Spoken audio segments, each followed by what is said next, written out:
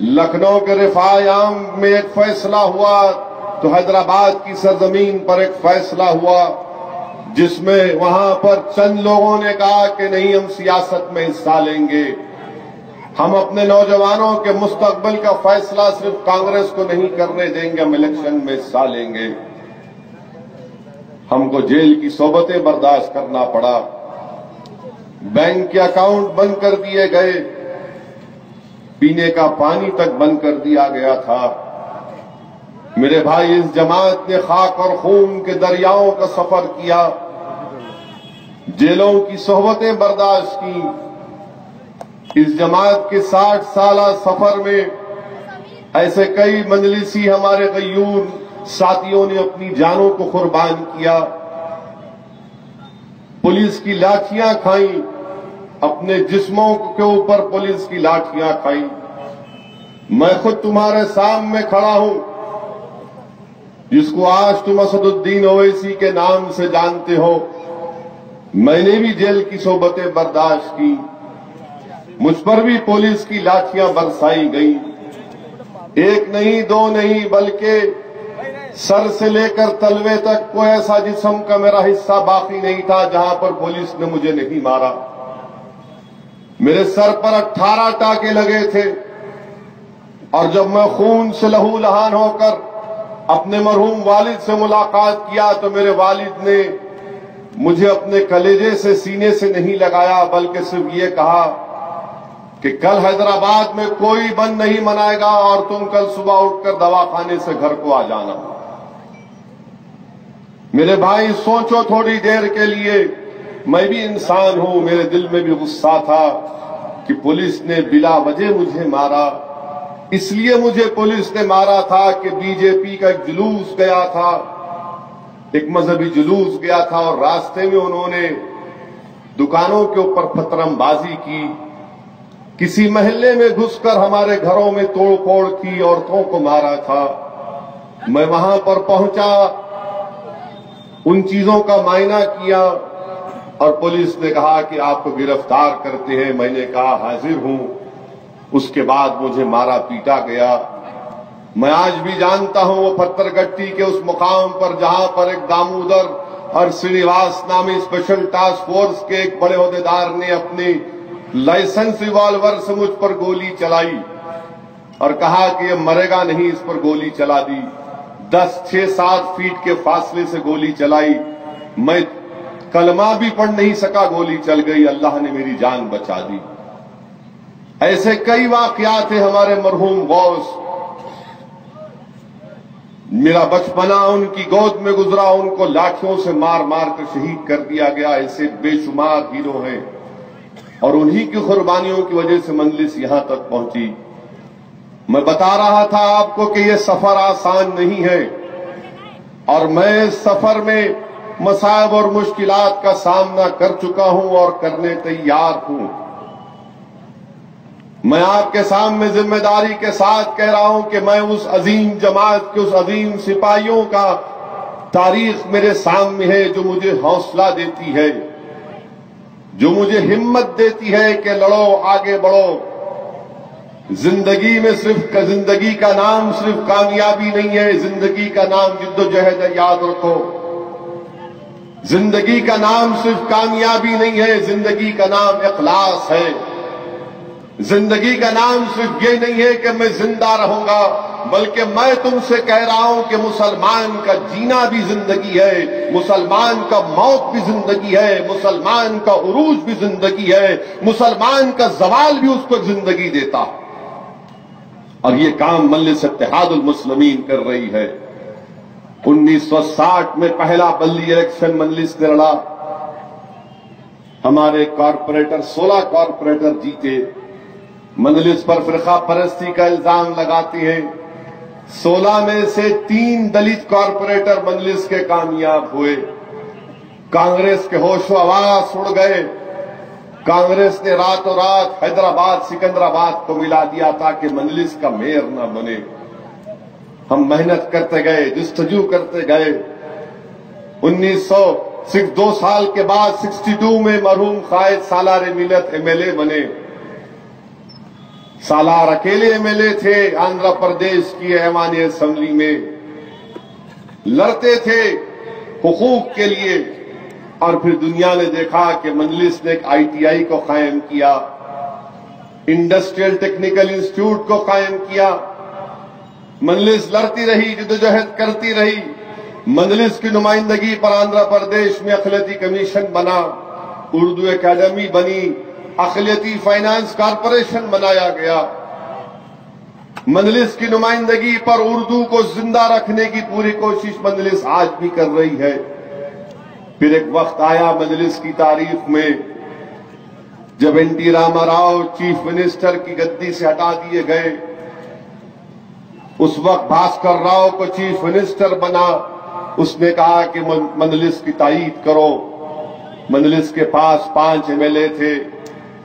मरहूम सदर नाडेल्ला भास्कर राव से मुलाकात करने गए।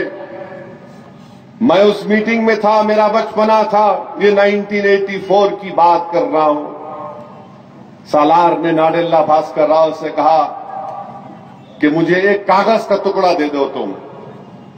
तो नाडेल्ला भास्कर राव ने कहा ये ब्रीफ केस है, ये ले लो। सालार ने कहा मुझे ब्रीफ केस नहीं चाहिए, मुझे कागज का टुकड़ा दे दो। भास्कर राव ने कहा ओवैसी साहब, मैं आपको ये उस जमाने में 5 MLA थे, नहीं मालूम उस ब्रीफ केस में शायद 20-25 लाख होंगे। सालार ने कहा नहीं, ये मुझे नहीं चाहिए, मुझे कागज का टुकड़ा दे दो। भास्कर राव ने पूछा, चीफ मिनिस्टर था, क्या चाहिए आपको? तो सालार ने कहा मुझे इस कागज पर लिख कर दे दो कि मैं मुसलमानों के लिए एक दस्तूर की दफा 30 के तहत एक इंजीनियरिंग और मेडिकल कॉलेज कायम करना चाहता हूं। नाडेल्ला भास्कर राव ने कहा ओवैसी साहब, मैं कागज का टुकड़ा आप पूछ रहे हैं, मैं आपको इतने कागज देने तैयार हूं। सालार ने कहा इसकी जरूरत नहीं है, ये मेरे हाथ का मैल है। दखन में हमारी तारीख रही, हमने बहुत चीजों को देख लिया। मुझे मैं अपने बच्चों के लिए, बच्चियों के लिए तालीम दिलाना चाहता हूं। कहा मेडिकल कॉलेज क्यों लेना चाहोगे? तो सालार ने कहा कि भास्कर राव तुम नहीं जानते, मैंने जिंदगी में कई फसादात देखे। मैं अपने बच्चों के लिए मेडिकल कॉलेज इसलिए खोलना चाहता हूं कि हमारे बच्चे इल्म हासिल करें, ताकतवर बने, हालात का मुकाबला करें। और जब दवाखाना खुलेगा तो सालार के अल्फाज मेरे जहन में आज भी है कि सालार ने कहा कि मैंने अपनी जिंदगी में देखा कि जब फसादात होती हैं, पुलिस की गोलियों पर सिर्फ हमारा नाम होता है, उनकी जालिमों के चाकुओं पर हमारा नाम होता है। जब हम पुलिस की गोली खाते हैं, हमारे जिस्म से खून बहता है, या हमारे जिस्म पर चाकुओं तलवारों से हमला होता है, हमारे बच्चे गवर्नमेंट के दवाखानों में तड़पते, उनका इलाज नहीं होता। मैं उन बच्चों के लिए एक हॉस्पिटल खोलना चाहूंगा। लोगों ने कहा ओवैसी साहब क्या कह रहे? सालार ने कहा मैं खोलूंगा। एक कागज के टुकड़े को हासिल किया और मेडिकल इंजीनियरिंग कॉलेज को मरहूम कायद ने खोला। उस वक्त हैदराबाद के बड़े बड़े पढ़े लिखे लोग थे, वो हंस रहे थे। बड़े बड़े खानदान के लोग थे जिनको जाम था अपनी खानदान, अपनी नस्ल, अपनी नसब पर। वो कह रहे थे कि देखो एक सलाहुद्दीन ये मेडिकल कॉलेज खोलेगा। तो सालार ने कहा हाँ मैं खोलूंगा, तुम देखना। और ये वक्त भी आएगा कि आज तुम बड़े बड़े नवाबी खानदानों के लोग हो, तुम कल आकर अपनी औलाद का एडमिशन इसमें कराओगे। हमने मेडिकल इंजीनियरिंग कॉलेज खोला। हर हुकूमत आती कांग्रेस की, इसका परमिशन कैंसिल करती, सालार कोर्ट को जाते, लड़ते, जीतते। मेरे भाई ये चीजों को हमने हासिल किया। आज मजलिस इत्तेहादुल मुस्लिमीन एक खिदमत का रिकॉर्ड रखती है। हम सिर्फ सियासत नहीं करते, हम सियासत इसलिए करते हैं कि आपको, गरीबों को, मजलूमों को, मुसलमानों को, दलितों को उनका हक हासिल हो। याद रखो हिंदुस्तान की जमहूरियत की तल्ख हकीकत ये है कि जब तक तुम जमहूरी अंदाज में अपनी ताकत का मुजाहरा नहीं करोगे, कोई तुम्हारा काम नहीं करता। अगर आप मुत्तहिद होंगे तो अपनी ताकत का मुजाहरा करेंगे।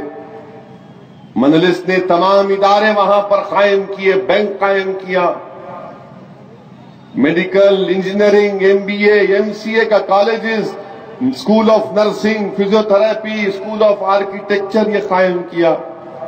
ये काम हम महाराष्ट्र में भी करना चाहते हैं और इंशाअल्लाह ताला अल्लाह ने चाहा तो जरूर اگر زندگی نے وفا کی تو یاد رکھنا انشاءاللہ تعالی مالیگاؤں کی عوام ہم یہ کام کریں گے مہاراشٹر میں انشاءاللہ تعالی۔ شرط یہ ہے کہ آپ متحد رہے، اس جماعت سے وابستہ رہیے، اس جماعت کو آپ ووٹ ڈالیے، ووٹ یہ سمجھ کر مت ڈالیے کہ سیاسی پارٹی ہے۔ میرے بھائی ووٹ اس لیے ڈالو کیونکہ تم کو اگر اپنا مستقبل سنوارنا ہے، ناانصافیوں کا خاتمہ کرنا ہے تو مجلس اتحاد المسلمین کا ساتھ دیجیے۔ آج بھی ہمارے کارپوریٹر ہیں، حیدرآباد میں دوسری سب سے بڑی جماعت مجلس اتحاد المسلمین ہے۔ لوگ مجلس پر فرقہ پرستی کا الزام لگاتے ہیں۔ 150 اراکین بلدیہ میں 45 مجلس کی اراکین بلدیہ ہیں، 99 ٹی آر ایس پارٹی کے ہیں، بی جے پی کا صرف 1 ہے، کانگریس کے صرف 2 ہے اور شاید ٹی ڈی پی کے 1 یا 2 ہے۔ تو بی جے پی کو ہم نے اپنے آنگن میں اٹھنے نہیں دیا، اور لوگ جب باتیں کرتے ہیں تو نادانوں تم سیاست نہیں جانتے۔ ہم نے بی جے پی کو ختم کر کے رکھ دیا تلنگانہ میں۔ 2014 میں پورے ملک میں 2014 کے پارلیمنٹ الیکشن میں پورے ملک میں مودی کی ہوا چل رہی تھی۔ مہاراشٹر میں 42 پارلیمنٹ کی سیٹ پر بی جے پی کامیاب ہو گئی، اور صرف 6 سیٹ میں 4 پر راشٹروادی اور 2 پر کانگریس کامیاب ہوئے۔ میں نہیں لڑا۔ بی جے پی کے لوگ کہہ رہے تھے کہ دیکھنا اب کی بار ہم تلنگانہ میں بھی جیت کر بتائیں گے۔ ہم نے کہا تم نہیں جیتو گے، انشاءاللہ تعالی ہم تمہارے طوفان کو روکیں گے۔ میں سلام کرتا ہوں سرزمین تلنگانہ کے باشعور عوام کو کہ وہاں پر صرف 1 ہی سیٹ پر بی جے پی کے ایم پی کامیاب ہوئے۔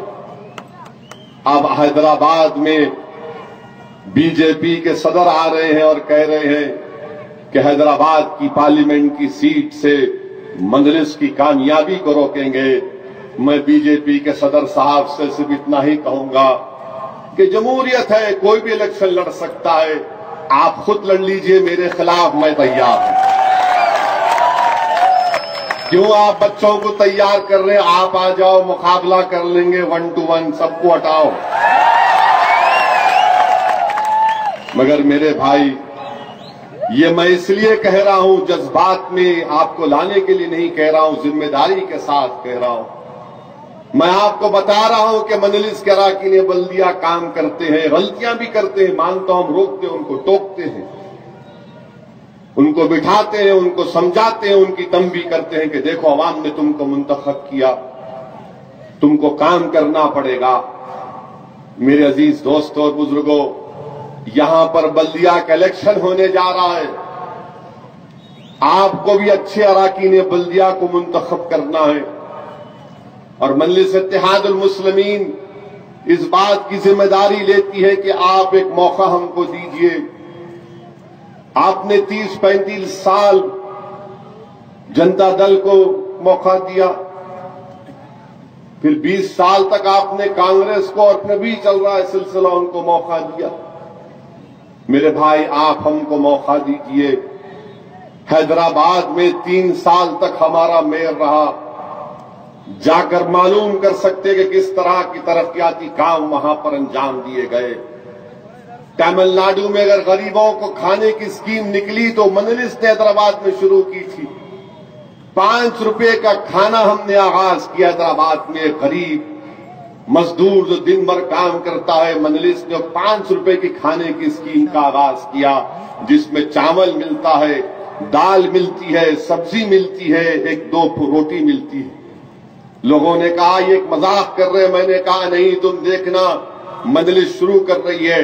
آج پورے حیدرآباد میں ایسے 150 جگہوں پر 5 روپے کا کھانا ملتا ہے۔ میرے بھائی، یہ کام یہاں پر بھی کر سکتے ہیں مالیگاؤں میں۔ اتنے بچے ہمارے پاور لوم کی انڈسٹری میں کام کرتے ہیں، اتنے بچے ہر جگہ پر، بچے اسکول میں نظر نہیں آتے، مالیگاؤں میں دکانوں میں نظر آتے، منڈیوں پر نظر آتے۔ میرے عزیز دوستوں اور بزرگوں، یہ کام ہم کر سکتے ہیں۔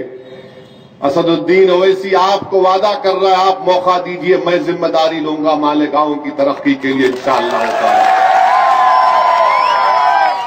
یہاں پر سکول ہے مگر سکول میں جانور پھرتے ہیں، بچیوں کا سکول تو ہے مگر ٹیچر نہیں ہے، بچیوں کا سکول تو ہے مگر ٹوائلٹ نہیں ہے، ہمارے بچیاں اسکول کے باہر جا کر کسی کے گھر میں بیت الخلا کو استعمال کرتی ہیں۔ میرے عزیز دوستوں اور بزرگوں، میں آپ سے گزارش کرنے آیا ہوں کہ اب کی بار دیکھ سمجھ کر اپنے ووٹ کا استعمال کرو۔ آپ کے مالیگاؤں میں آپ جانتے ہیں کہ 45% جو اموات ہوتی ہے وہ ایسے بچوں کی ہوتی ہے جن کی عمر 5 سال سے کم عمر ہوتی ہے۔ بتائیے اس کا ذمہ دار کون ہے میرے بھائی؟ مالیگاؤں میں 90% جو بچے مر جاتے ہیں 1 مہینے کے اندر مر جاتے ہیں، غریبی کی وجہ سے، اسپتال نہیں ہے۔ یہ پیسہ کہاں جا رہا ہے؟ 450 کروڑ کا آپ کا بجٹ ہے بلدیہ کا، حیدرآباد کی بلدیہ کا 3000 یا 5000 کروڑ کا بجٹ ہے۔ ایک ایک پائی کا حساب ہوتا ہے نیچے اوپر ہوتا ہے تھوڑا بہت۔ ہندوستان میں کرپشن روکنا بڑا مشکل کام ہے، بہت مشکل کام ہے، مگر آپ کو روکنا کا کام ہے۔ میرے بھائی، یہ کام ہم یہاں پر کر سکتے ہیں۔ یہاں پر رات ہوئی تو ہماری خواتین انتظار کرتی ہیں کہ کیسے سورج غروب ہو جائے تو میں لوٹا لے کر نکلوں۔ بتاؤ یہ کون سی جگہ ہے میرے بھائی؟ یہ ہندوستان کا حصہ ہے۔ کیا کر رہے ہیں لوگ جن کو برسوں سے اقتدار ملا کہ ہماری عزت دار ماں اور بہنیں رات کے اندھیرے میں لوٹا لے کر نکلتی ہے؟ گھر کی اسکیم ہے، کہاں ہے کسی کو نہیں معلوم۔ میرے بھائی، آپ ایک موقع دو مجلس کو، اور میں آپ سے وعدہ کر رہا ہوں کہ ہم یہ کام کر سکتے ہیں۔ حیدرآباد میں ہمارا میئر تھا تو ہم نے وہاں پر ریورس آسموسس کا پلانٹ لگایا کہ صاف پانی بورویل سے نکالتے، ایک RO پلانٹ لگایا جس کی قیمت صرف 9.5 لاکھ ہوتی ہے۔ آپ 1 روپیہ ڈالو، اس میں 11 لیٹر بسلری کی طرح صاف پانی نکلتا۔ وہ کام یہاں پر ہم کر سکتے اور کریں گے انشاءاللہ تعالی۔ آپ مجلس اتحاد المسلمین کے اقتدار سے نوازیے۔ RO پلانٹ پورے مالیگاؤں میں لگائیں گے تو آپ دیکھیں گے 80% ہمارے بچے بیمار ہونا ختم ہو جائیں گے۔ صرف اگر صاف پانی ملے گا، 1 روپیہ ڈالیے، 11 لیٹر صاف پانی لیجئے۔ میں نے جب حیدرآباد میں اسکیم کا آغاز کیا، آج سے میرے خیال سے 7-8 سال پہلے، تو مقامی ڈاکٹرز میرے پاس آئے، آ کر کہا اویسی صاحب آپ نے ہمارے پیٹ پر لات مار دی۔ میں نے مسخرے انداز میں کہا، میں نے کہا کیوں، کیا ہوا؟ تو کہا کہ آپ کے یہ پلانٹ لگانے سے ہمارے کلینک پر بچے جو بیمار ہو کر بڑی تعداد میں آتے تھے وہ آنا کم ہو گئے۔ یہ کام ہم کر سکتے میرے بھائی۔ ہمارے میں ایک حوصلہ ہے، ہمارے پاس ایک تجربہ ہے۔ دوسروں کے پاس تجربہ ہے تو استحصال کرنے کا تجربہ ہے کانگریس اور جنتا دل کے پاس۔ اگر 5 سال میں، جیسا کہ ہمارے صدر عبد المالک نے کہا کہ 5 اہم کام ہم کر کے دکھائیں گے انشاءاللہ تعالی۔ یہ مالیگاؤں کی عوام کو طے کرنا ہے۔ صحیح کہا عبد المالک نے، عصبیت کی بات کی۔ اتر پردیش کے الیکشن کا نتیجہ آیا تو کیوں آیا، اس کی کئی وجوہات ہیں۔ اگر آج وہاں پر کامیابی مل گئی بی جے پی تو اس کی اہم وجہ میں بتاتا ہوں آپ کو۔ ہم لوگ صرف انصاری سید پٹھان کی بحث میں رہے تو دوسری طرف بی جے پی کے ووٹر نے کہا کہ ہاں میں پاسی ہوں مگر میں بی جے پی کا ہوں۔ اتر پردیش کے کولیوں نے کہا کہ ہاں میں کولی ہوں مگر میں بی جے پی کا ہوں۔ اتر پردیش میں کہا کہ ہاں میں نشاد ہوں مگر میں بی جے پی کا ہوں۔ اس نے کہا کہ میں ٹھاکر ہوں مگر میں بی جے پی کا ہوں۔ کسی نے کہا کہ میں برہمن ہوں مگر میں بی جے پی کا ہوں۔ کسی نے کہا کہ میں فلاں ذات کا ہوں مگر میں بی جے پی کا ہوں۔ سب نے کہا کہ ہاں ہماری ذات کی ہے مگر ہم بی جے پی کے ہیں، اور ہم نے کیا کہا کہ میں سید ہوں میں سادات ہوں، میں پٹھان ہوں، میں انصاری ہوں، میں شیخ ہوں، میں فلاں ہوں، میں فلاں ہوں، تباہ ہو گئے، برباد ہو گئے۔ وہ ہزاروں خانوں میں وہ بٹے ہوئے ہیں، مگر کہا کہ نہیں، مودی ہمارا ہے۔ اور ہم کیا کہہ رہے ہیں کہ ہاں ہم اللہ کے بندے ہیں، ہم نبی کریم صلی اللہ علیہ وسلم کی امت ہے، مگر ہم خانوں میں بٹے رہیں گے۔ یہی بربادی ہوئی میرے بھائی، یہی بربادی ہوئی، یہی بربادی ہے۔ اور جو قوم خانوں میں بٹ جاتی ہے وہ کبھی ترقی نہیں کر سکتی، یاد رکھو۔ یقیناً پہچان کے لیے ضروری ہے کہ میں کون ہوں، میری پہچان ہے، مگر وہ پہچان اگر ہم کو برباد کر رہی ہے، ہم کو آگے نہیں بڑھا رہی ہے، تو سوچو پھر ہم سے بہتر تو اغیار نکلے جنہوں نے کہا کہ ہم سب چیز ہے مگر مودی ہمارا لیڈر ہے۔ بتاؤ اب آپ فیصلہ کیا کریں گے، آپ پر منحصر ہے۔ میرے بھائی، میں پکارتے پکارتے شاید مر جاؤں، میری دل کی دھڑکن بند ہو جائے، میرے جسم سے روح نکل جائے، مگر یاد رکھو آپ کے دلوں کو میں نہیں موڑ سکتا، صرف اللہ موڑ سکتا ہے۔ مجھے میرے پاس یہ طاقت نہیں ہے، میں کمزور ہوں۔ میں تم کو شاید تمہاری آنکھ میں آنسو لا سکتا ہوں، مگر تمہارا دل کو موڑنے کا کام تو اللہ کا ہے۔ اور خدا کی قسم، میرا ایک ایک لفظ اللہ جانتا ہے، وہ سچائی اور حقانیت پر ہے۔ میں نے جو دیکھا، محسوس کیا، وہ تمہارے سامنے بیان کر رہا ہوں۔ میں نے تباہی اور بربادی کے نظاروں کو دیکھ کر آ رہا ہوں۔ جس اتر پردیش میں بابری مسجد کو شہید کر دیا گیا، جس اتر پردیش میں ہاشم آباد ہوا، جس اتر پردیش میں ملیانہ ہوا، جس اتر پردیش میں مراد آباد، علی گڑھ کے فسادات ہوئے، جس اتر پردیش مظفر نگر ہوا، 50,000 لوگ بے گھر ہو گئے، وہاں آج بھی یہ لڑائی ہے عصبیت کی، تو کہاں کامیابی ملے گی؟ اور جو لوگ عصبیت کر رہے ہیں میرے بھائی، آپ مجھ سے قابل ہیں، میں تو کمزور ہوں، میں گناہگار ہوں، میں کسی پر کچھ انگلی نہیں اٹھا سکتا۔ میں تو صرف یہی جانتا ہوں کہ جب میں مر کر چلا جاؤں گا تو یقیناً اللہ ہم تمام کو زندہ کرے گا، اور جب جمع کرے گا اس میدان میں تو اللہ تو مجھے میری ذات کے نام سے نہیں بلائے گا، اللہ تو مجھے میری نام کے ذات سے نہیں بلائے گا کہ تو فلاں برادری کا آ جا، تو فلاں برادری کا آ جا۔ کوئی اپنی اعمال پر جنت کو نہیں جانے والا ہے، میں جانتا ہوں، مگر اعمال اچھے کرنے کی کوشش اور فکر کرنا ضروری ہے۔ اسد الدین اویسی کے اعمال ہو سکتا ہے کہ خدا نخواستہ میرے منہ پر پھینک دیے جائیں گے۔ جب وہ میدان ہوگا جس دن ایک رائی برابر نیکی کا حساب ہوگا، تو یاد رکھو اس دن کوئی ذات عصبیت کے نام پر اللہ فیصلہ نہیں کرے گا میرے بھائی۔ تم معاف کر لو سیاست، مگر اس دن اللہ عصبیت کے نام پر فیصلہ نہیں کرے گا۔ اللہ دیکھے گا کہ اس کے دل میں کتنا ایمان تھا، اس نے کیا نیکی کر کے آیا۔ یاد رکھو جو لوگ عصبیت کر رہے ہیں، چاہے اتر پردیش ہو، مالیگاؤں ہو، میں تمہارے سامنے بھیک مانگ رہا ہوں، چھوڑ دو اس کو، خدا کے لیے چھوڑ دو، ہم برباد ہو رہے ہیں، مٹ جائیں گے خدا نخواستہ۔ یاد رکھو تم کو اس کا اندازہ بھی نہیں ہوگا، تم کو اس کا اندازہ بھی نہیں ہوگا، تم ختم ہو کے رہ جاؤ گے۔ یاد کرو اس میدان کو جس دن تم کو تمہارے برادری کے نام سے نہیں پکارا جائے گا کہ کون شیخ تھا، کون انصاری تھا، کون سید تھا، کون پٹھان تھا۔ اللہ یہ دیکھے گا کہ یہ میرے حبیب کی امت ہے، یہ میرے حبیب کی امت ہے، یہ میرے رسول کی امت ہے۔ اللہ ہم کو اپنے رسول کی امت مانتا ہے، اور تم اپنے آپ کو بانٹ رہے ہو، بانٹ نہیں رہے ہو، بلکہ تم اپنے آپ کو ختم کر رہے ہو۔ یہی تکلیف ہے میرے بھائی، یہی تکلیف ہے، یہی سوچ ہے۔ اگر آپ اس پر عمل نہیں کریں گے، ہاں میرے الفاظ اگر تم کو لگ رہا ہے کہ یہ جذبات میں لا رہا ہے، تو میرے بھائی میں کس کے سامنے اپنی تکلیف کو بیان کروں؟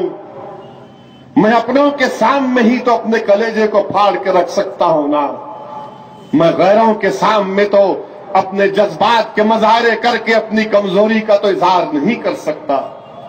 اسی لیے تم سے بھیک مانگ رہا ہوں، الیکشن چھوڑو، بازو رکھو، الیکشن کئی ہوں گے، تم ایک ہو جاؤ، صرف یقیناً اپنی پہچان کو زندہ رکھو، مگر اس کے ذریعے سے تم اپنے آپ کو برباد مت کر لو۔ ہم کوشش کرتے رہیں گے، لڑتے رہیں گے، اور اتر پردیش میں یہی کام ہوا۔ ہم تو صرف 29 سیٹوں پر الیکشن لڑے۔ میرے بھائی جو کانگریس، سماجوادی پارٹی 403 سیٹ پر لڑے، کبھی تم ان سے بھی تو پوچھتے کہ بتاؤ تمہارے 10 کیسا ہو گئے؟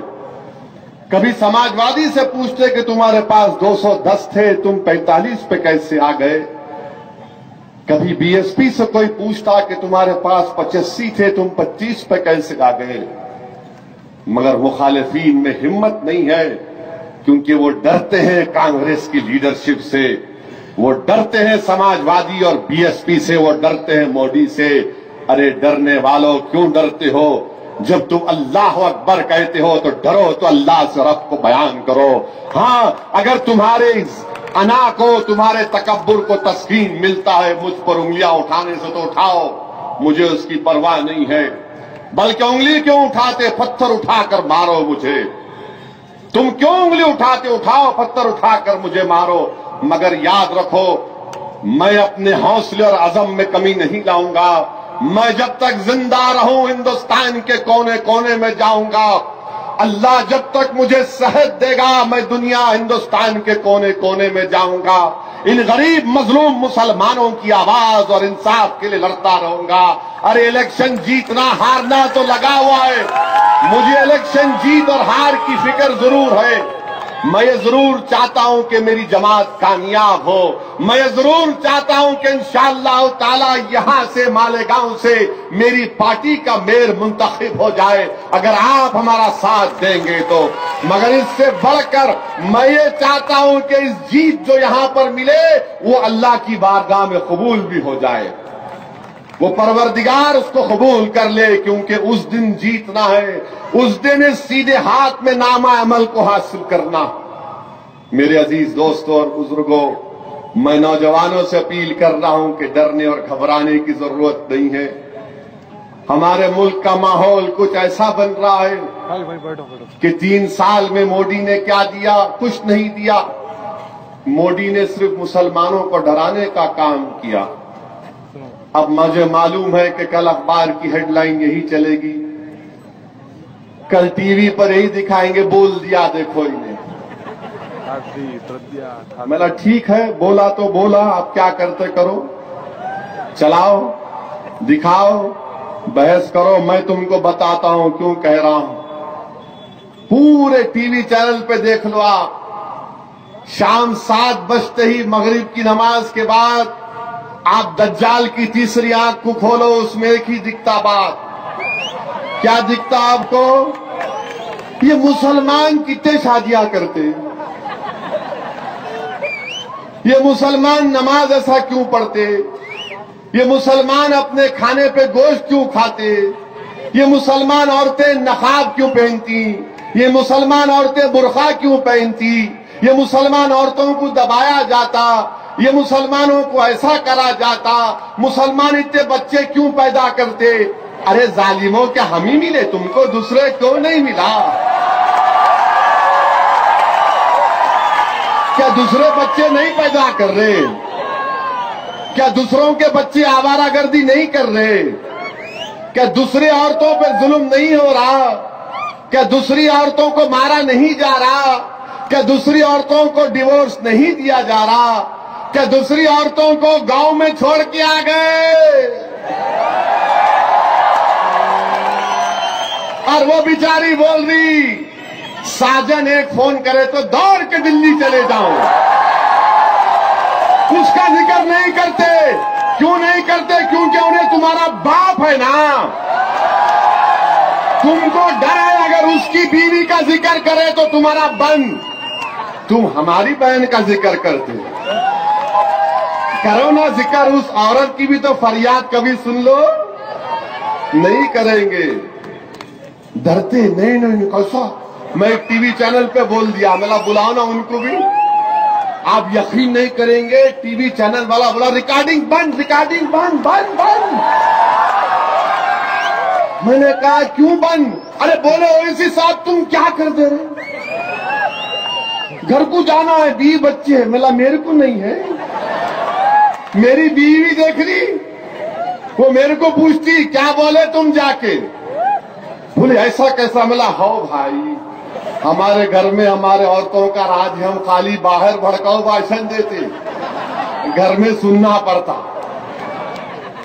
مگر میرے بھائی، میں آپ سے عرض یہ کرنا چاہ رہا ہوں کہ حالات سے مروب مت ہو۔ یاد رکھو، گورکشکوں نے مودی کے 3 سال کے اقتدار میں اب تک 9 مسلمانوں کو جان لے لی، اخلاق کو مارا۔ جھارکھنڈ کے جنگلوں میں لاتہار میں ایک 13 سالہ بچے کو سولی پہ چڑھایا، اس کے رشتہ دار کو بھی سولی پہ چڑھایا۔ ہماچل پردیش کے ایک لاری کے ڈرائیور کو پکڑ کر پیٹ کر مار دیا۔ جموں میں ایک ڈرائیور کو پیٹ کر مار دیا۔ میوات میں 2 کو مار دیا اور 2 بچوں کی عزت لوٹی، اس لیے کہ وہ صرف گوشت کھانے کے شک پر ان کی عزت لوٹی۔ اور آج ہم دیکھتے ہیں کہ راجستھان الور میں پیلو خان کو روڈ پر پیٹ کر مارا گیا۔ وہ پکار کر کہہ رہا تھا کہ میں مارکیٹ سے، بلدیہ کی مارکیٹ سے رسید لے کر آیا ہوں، مگر پیلو خان کو مار دیا گیا۔ اے ہندوستان کے وزیر اعظم، آپ سب کا ساتھ، سب کا وکاس کی بات کرتے ہیں۔ اسٹاک ہوم میں ایک ٹرک ڈرائیور ٹرک چلا دیا، وہ دہشت گرد تھا، آئیسس کا ظالم تھا۔ ہمارے وزیر اعظم ٹویٹ کرتے ہیں، مگر پیلو خان کے مارنے پر وزیر اعظم ٹویٹ نہیں کرتے۔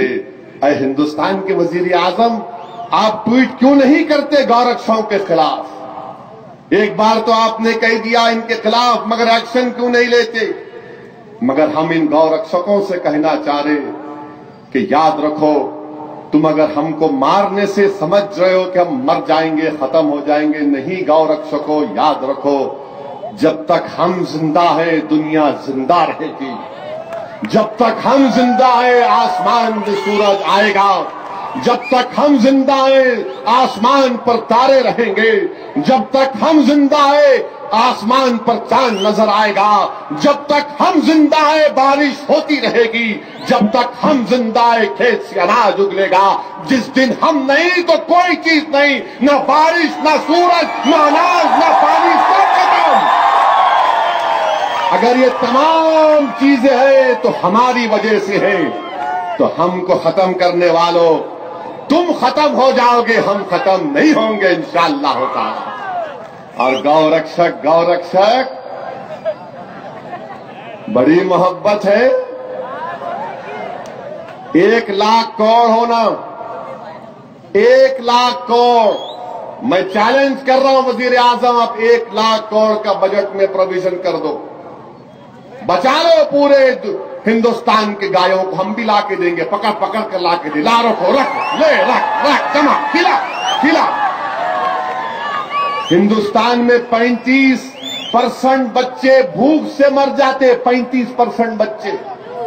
ہندوستان میں ہماری بہنیں جب پریگننٹ ہوتی ہیں تو 50% عورتوں کے انڈر ویٹ ہوتی ہیں۔ اے ہندوستان کے وزیر اعظم، اے سنگ پریوار کے لوگوں، ان بچوں کے لیے، ان عورتوں کے لیے کچھ کرو نا۔ تم کو 4 ٹانگ کے جانور سے اتنی محبت ہے تو انسان سے کیوں نہیں ہے بتاؤ؟ میرے بھائی، آئیے مجلس اتحاد المسلمین کو مضبوط کریے۔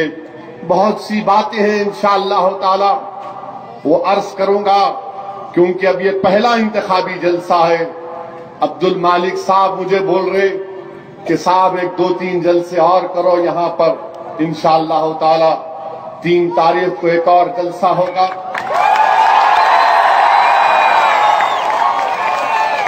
آپ لوگ آئیں گے، آپ لوگ پتنگ کو ووٹ دیں گے؟